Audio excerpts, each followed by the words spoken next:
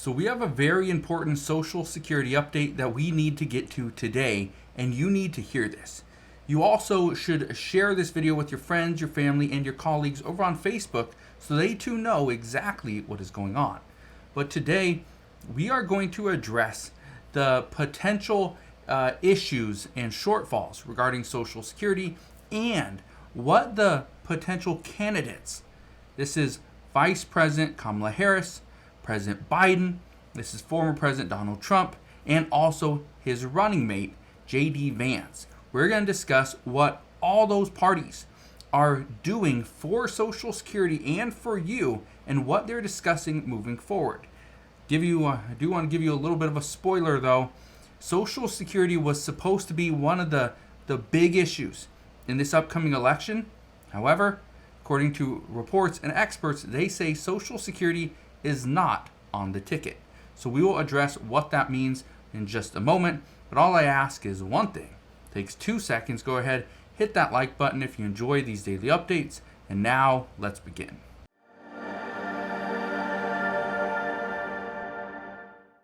So a lot of people recently have been discussing Social Security because keep in mind, Social Security will become insolvent in 2035. That's in a little over 10 years. Now, I want to go over this article right here. This is from CNBC, and this was put out just yesterday. And it says, here's where 2024 vice presidential picks stand on Social Security as program faces funding shortfall. Here's what you need to know. There are a lot of different ideas. Some of the ideas are good, some are bad, some are just an idea, not even a proposal. But here's what you need to know. This is the key. Social Security's combined trust funds are projected to last until 2035, at which point 83% of the benefits will be payable. It says yet the fund Social Security relies on to pay retirement benefits is due to run out sooner in 2033, when 79% of those benefits will be payable. It says both President Joe Biden and former President Donald Trump have promised not to touch benefits. Now, both parties have promised they will not touch Social Security or Medicaid. But here's the issue. Experts believe the only way to ensure that Social Security is around for the next 20, 30, 40, 50 years is to actually make cuts. They're talking about increasing the Social Security revenue that comes in. One of the ways of doing that is by taxing the millionaires and billionaires.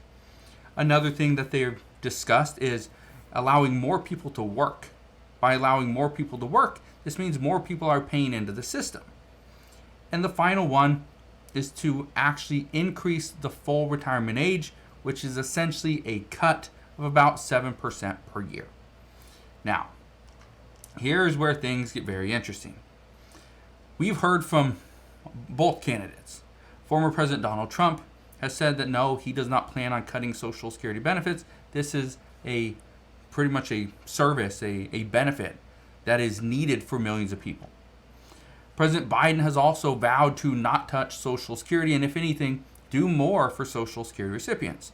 If you remember back when he was running for president in 2020, he said that if you vote for him and you vote Democrat, they would provide an additional $200 per month for 2 years. Well, that never happened. Now, here's the interesting thing. We're talking about increasing the full retirement age. And by increasing the full retirement age, we would increase it for people that are in their 20s, their 30s, right, their teens, their 40s. Probably not touch it for people that are in their 50s because, again, you're potentially less than 20 years away. But potential vice president, J.D. Vance, is only 39 years old. Kamala Harris is 59.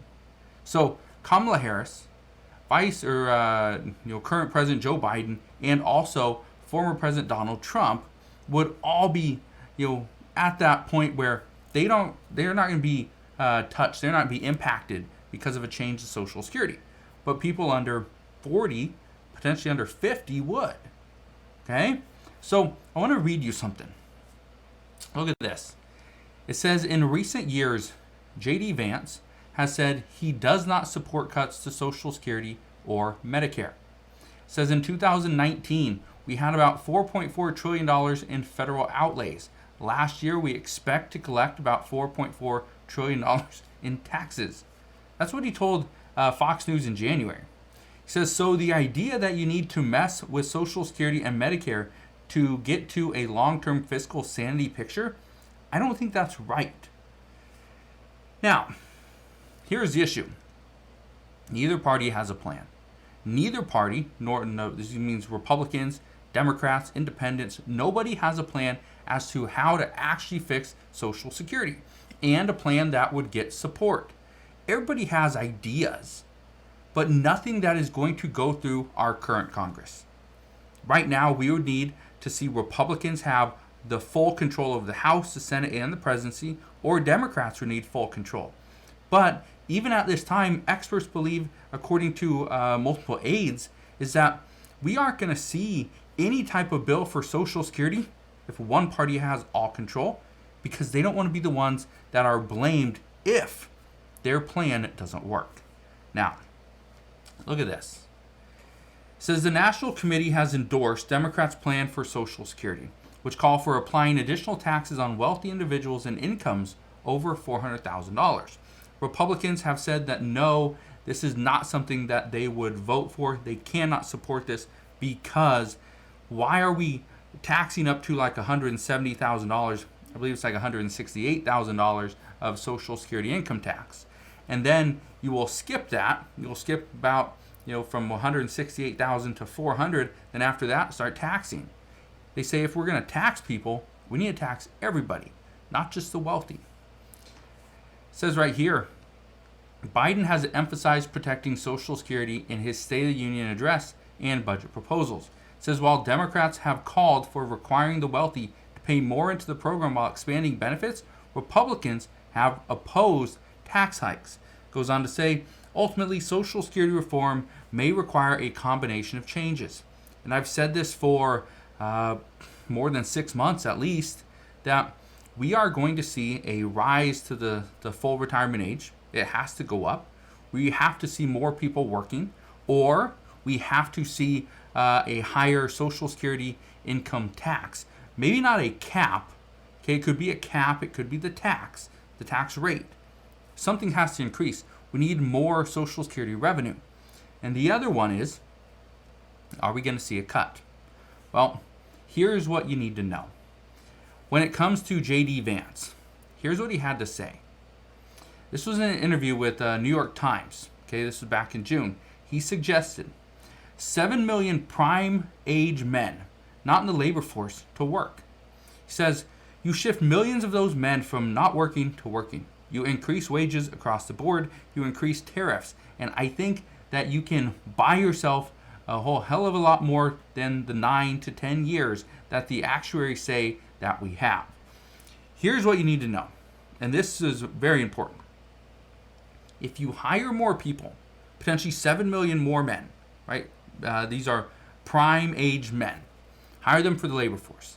This is going to give companies, okay, more revenue. They're going to grow. That's going to help the economy, right? That means more tax dollars are going to be introduced. Another one, 7 million people are now going to be paying Social Security income tax at 12.4%. That's a decent amount of money, decent amount of revenue that's coming in. On top of that, some have been arguing, well, let's just increase the federal minimum wage past $7.25. Now, it's not going to bring in trillions of dollars, but could it bring in $1 billion? Yeah, could easily bring in $1 billion in additional tax revenue. So that's why increasing the federal minimum wage in certain states, specifically in the South, hiring more people all across the U.S. And this is not just people that are coming into this country illegally. They're talking about 7 million prime age men that have just decided to leave the labor force, but can work legally. Let's bring them back. The other one, this is one that former President Donald Trump has brought up multiple times, is let's bring back tariffs. Let's make sure that the other countries that are profiting off of what we are doing in the United States and using our money to buy their goods, their products. Let's make sure they are paying a tariff to the US just so that we can allow them in. Okay? Now, here's the last thing I want to just tell you. According to reports, they are saying that the vice president of this upcoming election, okay, whoever wins, whether it's Vice President Kamala Harris, it's Vice President J.D. Vance, they're saying that the most likely outcome for not the 2024 election, but the 2028 election is that whoever this president is that wins in 2024, their vice president will likely be on the ticket for 2028. Now, why does this matter? This matters because experts believe that Social Security will not be touched in this upcoming administration. They're saying that it just won't be touched. Likely because we will still have a divided Congress. We may have a Republican president. We may have a Democratic president. We don't know.